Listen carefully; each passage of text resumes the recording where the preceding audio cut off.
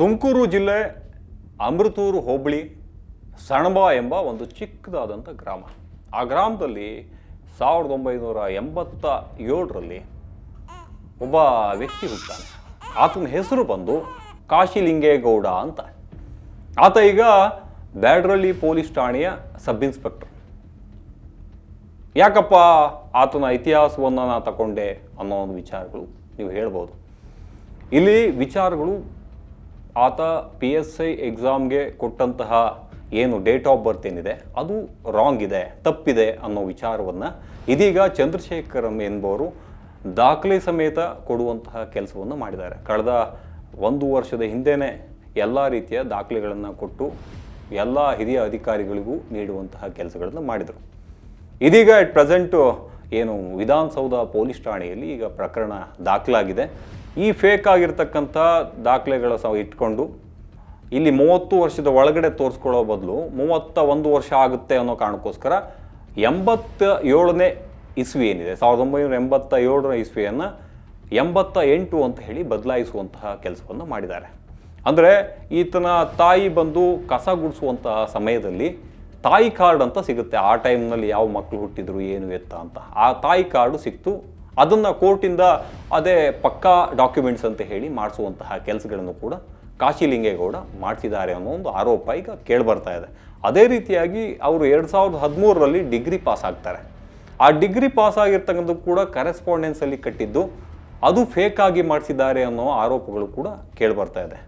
ಅಂದರೆ 2014ರಲ್ಲಿ ಒಂದು ಬ್ಯಾಚನ್ನು PSI notification ಕರೀತಾರೆ. ಅದೇ ರೀತಿಯಾಗಿ 17, 18 ಈ ರೀತಿಯಾಗಿ ಕರೀತಾರೆ.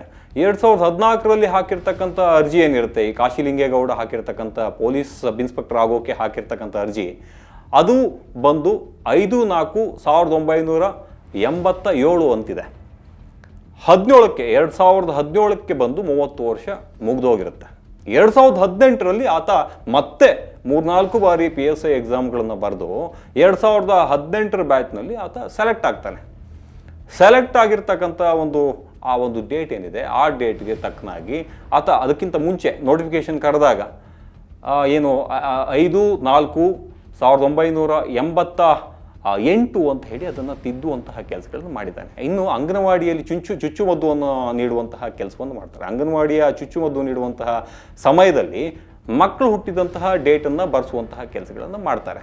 ಆ ಬರೆಸುವಂತಹ ಡೇಟ್ನಲ್ಲಿ ಇಲ್ಲಿ ಯಾರು ಈ ಹಿಂದೆ ಅಂದರೆ ಆ ಒಂದು ಡೇಟ್ನಲ್ಲಿ ನೆಕ್ಸ್ಟ್ ವರ್ಷದಲ್ಲಿ 1987ಕ್ಕೆ ಒಂದು ಇವರು ಹುಟ್ಟಿದರೆ ಕಾಶಿಲಿಂಗೇಗೌಡ, 88ರಲ್ಲಿ ಹುಟ್ಟಿರ್ತಕ್ಕಂತಹ ವ್ಯಕ್ತಿಯ ಒಂದು ಆ ತಂದೆ ಹೆಸರು ಮತ್ತು ಆತನ ಹೆಸರುಗಳನ್ನು ಬದಲಾಯಿಸಿ ಚುಚ್ಚುಮದ್ದು ನೀಡಲಾಗಿದೆ ಅಂತ ಹೇಳಿ ದಾಖಲೆಗಳನ್ನು ಕ್ರಿಯೇಟ್ ಮಾಡುವಂತಹ ಕೆಲಸಗಳನ್ನು ಮಾಡಿದ್ದಾನೆ.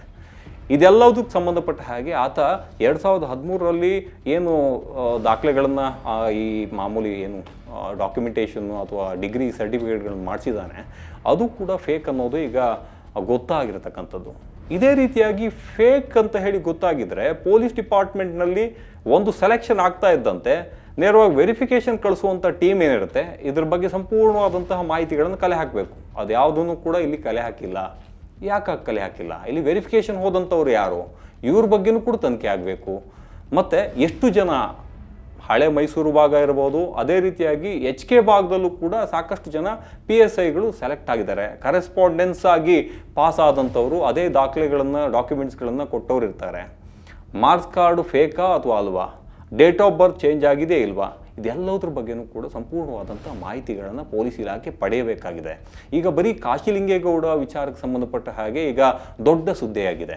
ಇದೇ ರೀತಿಯಾಗಿ ಕಾಶಿಲಿಂಗೇಗೌಡನ ರೀತಿಯಲ್ಲೇ ಫೇಕ್ ಆಗಿ ಮಾರ್ಕ್ಸ್ ಕಾರ್ಡ್ಗಳನ್ನು ನೀಡಿ ಪೊಲೀಸ್ ಇಲಾಖೆಗೆ ಮಂಕು ಬೂದಿ ಎರಚುವಂತಹ ಕೆಲಸವನ್ನು ಸಾಕಷ್ಟು ಜನ ಮಾಡಿದ್ದಾರೆ ಅನ್ನೋ ಒಂದು ಆರೋಪಗಳು ಈಗ ಬರ್ತಾ ಇದೆ.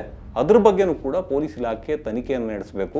ಯಾರು ಏನು ಇದಕ್ಕೆ ನೇಮಕಾತಿ PSI ನೇಮಕಾತಿ ಮಾಡಿಕೊಳ್ಳುವಂತಹ ವ್ಯಕ್ತಿಗಳೇನಿರ್ತಾರೆ ಅಥವಾ IPS ಅಧಿಕಾರಿಗಳೇನಿರ್ತವೆ ಇದ್ರ ಬಗ್ಗೆ ಮತ್ತೆ ಮರುಪರಿಶೀಲನೆ ಮಾಡುವಂತಹ ಕೆಲಸಗಳು ಮಾಡಬೇಕು. ಒಂದು ವೇಳೆ ಅವರು ತಪ್ಪಿತಸ್ಥರು ಅಂತ ಗೊತ್ತಾದರೆ ಅವ್ರ ವಿರುದ್ಧವಾಗಿ ಕಾನೂನು ರೀತಿಯ ಕ್ರಮಗಳನ್ನು ತೆಗೆದುಕೊಳ್ಬೇಕು.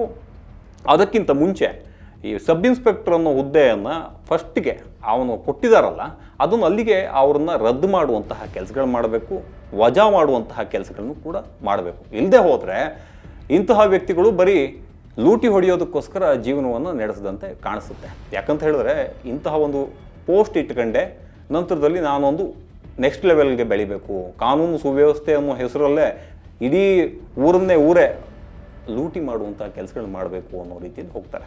ಇದಕ್ಕೆ ತಡೆ ಒಡ್ಡುವಂತಹ ಕೆಲಸವನ್ನು IPS ಅಧಿಕಾರಿಗಳು ಮಾಡಬೇಕು. ನೇಮಕಾತಿ ವಿಭಾಗದಲ್ಲಿರ್ತಕ್ಕಂಥವ್ರು ಇದ್ರ ಬಗ್ಗೆ ಗಮನ ಹರಿಸಬೇಕು.